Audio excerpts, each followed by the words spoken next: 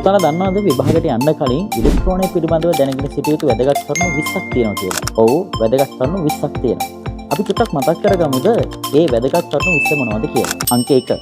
ඉලෙක්ට්‍රෝනය සොයා ගැනීමේ ගෞරවය හිමි වෙන්නේ තොම්සන්ට. අවධාරණය කරනවා ඉලෙක්ට්‍රෝනය සොයා ගැනීමේ ගෞරවය හිමි වෙන්නේ තොම්සන්ට. අංක 2. ඉලෙක්ට්‍රෝනය සොයා ගැනීම සඳහා පරීක්ෂණ කරන්නේ ක්‍රූක්ස්, ප්ලූකර් සහ හිටොප් කියන විද්‍යාඥ තුන්දෙනා. හැබැයි ඒ තුන්දෙනා ඉලෙක්ට්‍රෝනය සොයා ගන්න එක නෙමෙයි කරේ, ඒ තුන්දෙනා හොයාගන්නේ කැතෝඩ කිරණයි. කැතෝඩ කිරණ සොයා ගැනීමේ ගෞරවය ඇත්තටම හිමි වෙන්නේ ක්‍රූක්ස්ට, ප්ලූකර්ට සහ හිටොප්ට. 3.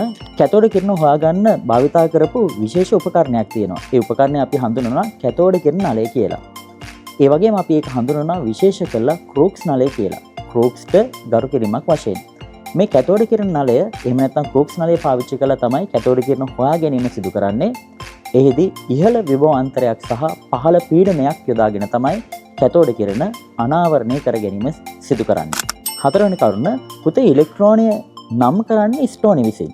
නැවත වතාවක් ඉලෙක්ට්‍රෝනය නම් කරන්නේ ස්ටෝනි විසින්. ඉලෙක්ට්‍රෝනය නම් කිරීම පමණයි ස්ටෝනි කරන්නේ. ඉලෙක්ට්‍රෝනය සොයා ගැනීමේ ගෞරවය හිමි වෙන්නේ තොම්සන්ට. හැබැයි කැතෝඩ කිරණ සොයා ගැනීමේ ගෞරවය හිමි වෙන්නේ ක්‍රූක්ස්ට, ප්ලූකර්ට සහ හිටොප්ට. 5. ඉලෙක්ට්‍රෝනය කියන්නේ මූලිකාංශුවක්. මොකද්ද පුතා මූලිකාංශුවක් කියලා කියන්නේ? මූලිකාංශුවක් කියලා කියන්නේ තවදුරටත් බෙදා වෙන් කළ නොහැකි අංශුවකටයි. ඉලෙක්ට්‍රෝනය කියලා කියන්නේ මූලිකාංශුවක්. 6. කැතෝඩ කිරණ එහෙම නැත්නම් ඉලෙක්ට්‍රෝන වලට පවතින ඍණාරෝපණයක්. ඉලෙක්ට්‍රෝන වලට ඍණාරෝපණයක් කියලා හොයාගන්න පරීක්ෂණ දෙකක් සිදු කරන්න පුළුවන්. එකක් තමයි විද්‍යුත් ක්ෂේත්‍රයේදී පරීක්ෂා කිරීම. අනිත් එක තමයි චුම්බක ක්ෂේත්‍රයේදී පරීක්ෂා කිරීම. මේ පරීක්ෂණ සිදු කරන්නේ තොම්සන් කැතෝඩ කිරණ ගමන් කරන මාර්ගයේ විද්‍යුත් ක්ෂේත්‍රයක් තියලා පරීක්ෂා කරපුවාම ඔහුට දකින්න ලැබුණා ධන ආවර්තිත තහඩුව දෙසට කැතෝඩ කිරණ ගමන් කරනවා. එයින් එළවෙන්න පුළුවන් නිගමනය තමයි කැතෝඩ කිරණ වලට ඍණ ආරෝපණයක් පවතිනවා කියලා. ධන ආරෝපිත තහඩුව දෙසට ගමන් කරන්නේ ඍණ ආරෝපිත අංශුන්නේ. ඒ වගේම කැතෝඩ කිරණ ගමන් කරන මාර්ගයේ දෙපස චුම්බක ක්ෂේත්‍රයක් තිබ්බහම චුම්බක ක්ෂේත්‍රයට ලම්බක දිශාවකට කැතෝඩ කිරණ ගමන් කරනවා කියලා දකින්න හම්බුණා. එමගිනුත් තොම්සන් නිගමනය කරා කැතෝඩ කිරණ වලට ඍණ ආරෝපණයක් පවතිනවා කියලා. හැබැයි ලම්බක දිශාවකට ගමන් කිරීම හින්දා නෙමෙයි ඒ නිගමනය කරේ, ඍණ ආරෝපිත අංශුවක් ගමන් කරන්නා වූ දිශාවකට සමාන වූ දිශාවකට නැත්නම් එම දිශාවටම තමයි කැතෝඩ කිරණ චුම්බක ක්ෂේත්‍රයට ලම්බකව ගමන් කිරීම සිදු කරේ. 7. කැතෝඩ කිරණ කැතෝඩ පෘෂ්ඨයට ලම්බකවයි නිකුත් වෙන්නේ. මේක මාරම වැදගත්. කැතෝඩ කිරණ කැතෝඩ පෘෂ්ඨයට ලම්බකවයි නිකුත් වෙන්නේ. ඒක හඳුනා ගන්න පුළුවන් අවතල කැතෝඩයක් භාවිතා කරලා. අවතල කැතෝඩයක් භාවිතා කළා කැතෝඩ කිරණ නලයේ කැතෝඩ කිරණ නිපදව ගත්තාම අපිට ඒක දකින්න හම්බ වෙනවා වක්‍රතා කේන්ද්‍රයේදී කැතෝඩ කිරණ නාභිගත වෙනවා. නැත්නම් එක තැනකදී හම්බ වෙනවා. 8. කැතෝඩ කිරණ සරල රේඛීය මාර්ගයක ගමන් කරන්නේ. නැවත වතාවක් කැතෝඩ කිරණ සරල රේඛීය මාර්ගයකයි ගමන් කරන්නේ. ඒක අපිට හොයාගන්න පුළුවන් කැතෝඩ කිරණ ගමන් කරන මාර්ගයේ පාරාන්ද වස්තුවක් තිබ්බහම තියුණු සෙවණැල්ලක්, තියුණු මායිම් සහිත සෙවණැල්ලක් බලා ගන්න පුළුවන්. 9. කැතෝඩ කිරණ වලට ගම්‍යතාවයක් පවතිනවා. පුතේ කැතෝඩ කිරණ වලට ගම්‍යතාවයක් පවතින කියලා හොයාගන්න පුළුවන් කැතෝඩ කිරණ ගමන් කරන මාර්ගයේ සැහැල්ලු දැති බඹරයක් එහෙම නැත්නම් හබල් සකක් තියෙනවා. හබල් සකක් තිබ්බහම මේ හබල් සක භ්‍රමණය වෙනවා දැක ගන්න පුළුවන් වෙනවා. හබල් සක භ්‍රමණය කිරීමේ හැකියාව තියෙනවා කාටද? කැතෝඩ කිරණ වලට. එහෙනම් කැතෝඩ කිරණ වලට කාර්ය කරවීමේ හැකියාවක් හෙවත් ගම්‍යතාවයක් පවතිනවා. 10. කැතෝඩ කිරණ පුතා ලෝහ පෘෂ්ඨයක් මතට වදින්න සැලැස්සුවාම X කිරණ නිකුත් වෙනවා. මේක මාරම වැදගත්. කැතෝඩ කිරණ ලෝහ පෘෂ්ඨයක් මතට වදින්න සැලැස්සුවාම X කිරණ නිකුත් වෙනවා. කවුද X කිරණ හොයාගන්නේ? X කිරණ හොයාගැනීමේ ගෞරවය හිමි වෙන්නේ රොන්ජන්ට. රොන්ජන්ට නෙමෙයි රොන්ජන්ට. 11. කැතෝඩ කිරණ ලෝහ පෘෂ්ඨයක් මතට වදින්න සැලැස්සුවාම ඒ ලෝහ පෘෂ්ඨය රත් වීම සිදු වෙනවා. ඒකත් කැතෝඩ කිරණ වල විශේෂ ලක්ෂණයක්. ලෝහ පෘෂ්ඨයක් මතට වදින්න සැලැස්සුවාම රත් වීම. 12. කැතෝඩ කිරණ වලට හැකියාව තියෙනවා වායුන් අයනීකරණය කරන්න. කැතෝඩ කිරණ නලය තුළ වායුවක් යොදපුවම ඒ වායුව අයන බවට පත් කිරීමේ හැකියාව තියෙනවා. උදාහරණයක් විදිහට හයිඩ්‍රජන් වායුව යොදුවොත් එහෙම හයිඩ්‍රජන් ප්ලස් අයන හැදෙනවා. හීලියම් වායුව යොදුවොත් හීලියම් ප්ලස් අයන හැදෙනවා. කැතෝඩ කිරණ වලට වායු අයනීකරණය කිරීමේ හැකියාවක් පවතිනවා. 13. කැතෝඩ කිරණ වලට විනිවිද යාමේ හැකියාවක් පවතිනවා. ඒක මාර වැදගත් පුතා. කැතෝඩ කිරණ වලට ඉතා තුනී ලෝහ පත්‍ර හරහා ඇලුමිනියම් වගේ ඉතා තුනී ලෝහ පත්‍ර හරහා විනිවිද ගමන් කිරීමේ හැකියාව පවතිනවා. කැතෝඩ කිරණ වලට අයනිකාරක හැකියාවක් තියෙනවා. ඒ වගේම විනිවිද යාමේ හැකියාවක් පවතිනවා. ඒ නිසා කැතෝඩ කිරණ වලට එහෙනම් විකිරණ ගුණ පවතිනවා නේද? ඒ කියන්නේ කැතෝඩ කිරණ හැදිලා තියෙන අංශුව බීටා කිරණ වලට සමානයි.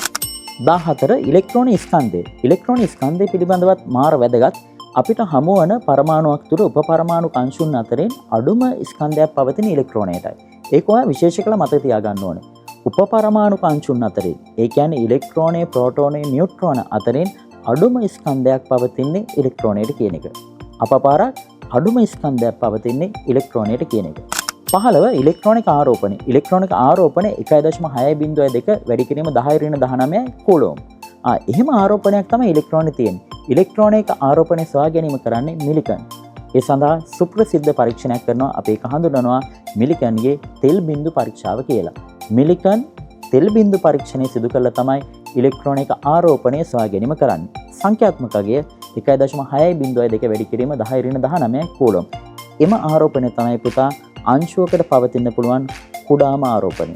මානව වැදගත් අංශුවකට පවතින්න පුළුවන් කුඩාම ආරෝපණය තමයි 1.6.2 වැඩි කිරීම 10 කූලෝම් කියලා කියන්නේ. 16 මානව වැදගත් කරුණක් කැතෝඩ කිරණවල E බෙදීම M අනුපාතය නියතයි. හොඳින් මතක තියාගන්න මේක මානව වැදගත් විභාගෙදී මේක නිතර විභාගෙදී අහනවා කැතෝඩ කිරණවල E බෙදීම M අනුපාතය නියතයි. කැතෝඩ කිරණ නලය තුල භාවිතා කරන වායුව වෙනස් කරපුවාම E බෙදීම M අනුපාතය වෙනස් වෙන්නේ නැහැ. කැතෝඩ කිරණ නිපදව ගන්න හයිඩ්‍රජන් වායුව, හීලියම් වායුව, එහෙම නැත්නම් ක්ලෝරින් වායුව යොදාගෙන කැතෝඩ කිරණ නිපදව ගන්නවා. හැබැයි E බෙදීම M අනුපාතය වෙනස් වෙන්නේ නැහැ.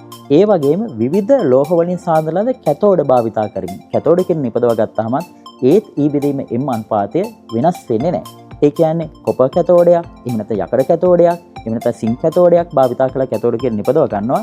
හැබැයි E බෙදීම M අනුපාතය වෙනස් වෙන්නේ නැහැ. එයින් එළඹෙන පුළුවන් නිගමනය තමයි ඉලෙක්ට්‍රෝනය කියලා කියන්නේ සෑම පදාර්ථයකම දක්න ලැබෙන අංශුවක් කියන එක. ඒක මාරම වැදගත්. නැවත වතාවක් අවධාරණය කරනවා කැතෝඩ කිරණවල E බෙදීම M අනුපාතය නියතයි. ඒක වෙනස් වෙන්නේ නැහැ කියලා මතක තබා ගත යුතුමයි.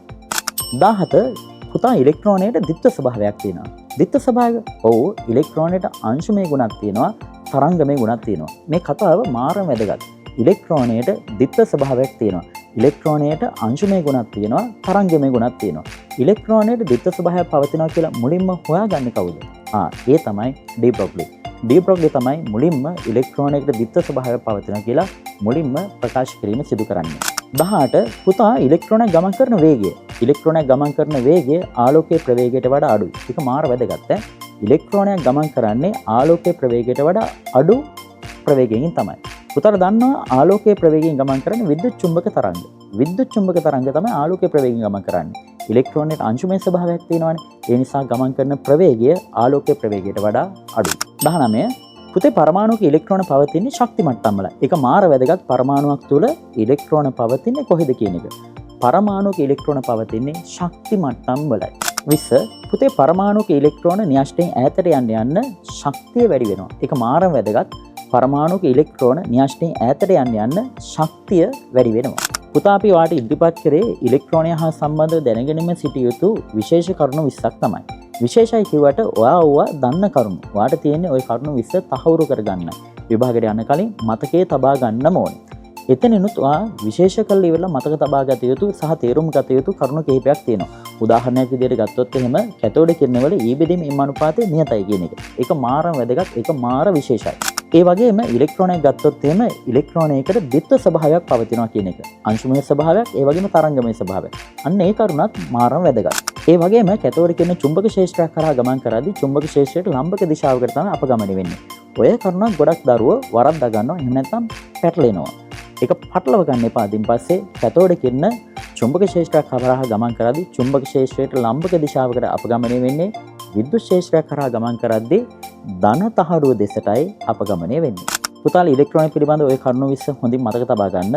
මම දයල් හේරත්.